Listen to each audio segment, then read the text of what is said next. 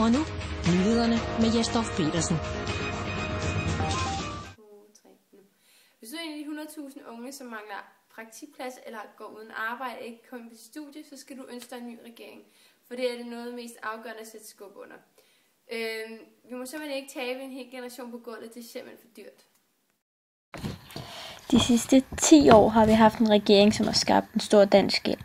De vil afskaffe efterlønnen, og de vil have en stræbet sikkerhed omkring grænserne.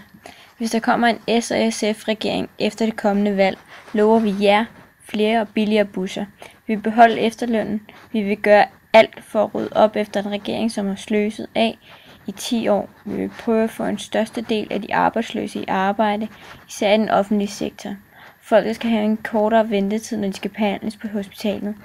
De unge er fremtiden. Vi skal sørge for, at de får sig en uddannelse. Der mangler 10.000 praktikpladser. Vi vil sørge for, at den største del af de 10.000 også får en praktikplads, hvis vi får en S- og SF-regering. SF vil arbejde for at styrke den økonomiske udvikling, som tager hensyn til miljøet, og vil have en ambitiøs klimaindsats. Produktion og forbrug skal omlægges, så ressourceforbruget og forurening svarer til det, som naturen kan bære.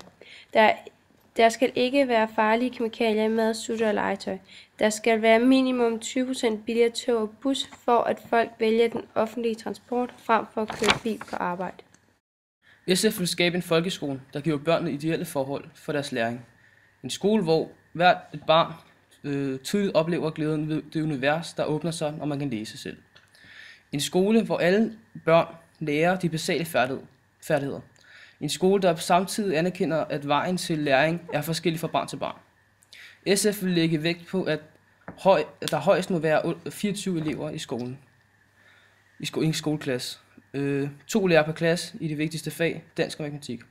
De første 3 år sørger vi for, at der er praktikpladser til alle unge.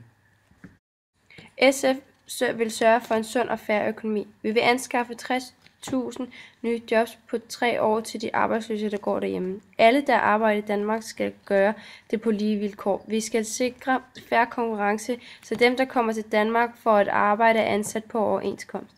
Mindre til millionærerne og mere til pensionisterne og lønmodtagerne. Derfor mener vi, at millionærer skal betale en lille smule mere i skat af deres indtægter over en.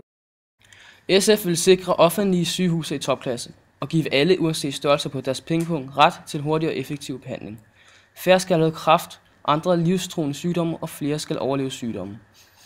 SF vil sikre akut og bedre behandlinger af kræft og andre livstruende sygdomme. SF vil sikre hurtig hjælp til psykisk syge børn og unge, og dermed afskaffe den langsomme indsats